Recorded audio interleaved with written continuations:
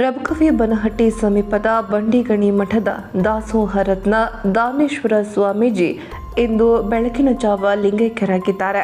ಅನಾರೋಗ್ಯದಿಂದ ಬೆಳಗಾವಿಯ ಖಾಸಗಿ ಆಸ್ಪತ್ರೆಗೆ ದಾಖಲಾಗಿದ್ದ ಶ್ರೀಗಳು ಇಹಲೋಕ ತ್ಯಜಿಸಿದ್ದಾರೆ.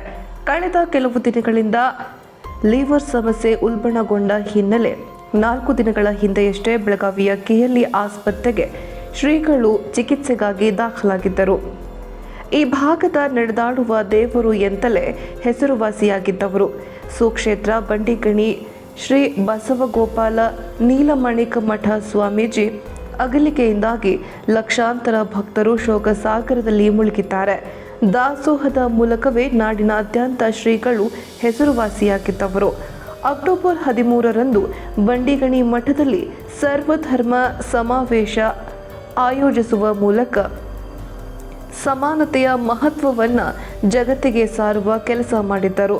ಶ್ರೀಗಳ ದಾಸೋಹ ಹಾಗೂ ಸಮಾನತೆಯ ಕಾರ್ಯವನ್ನು ಮನಸಾರೆ ಜನ ಕೊಂಡಾಡಿದ್ದರು.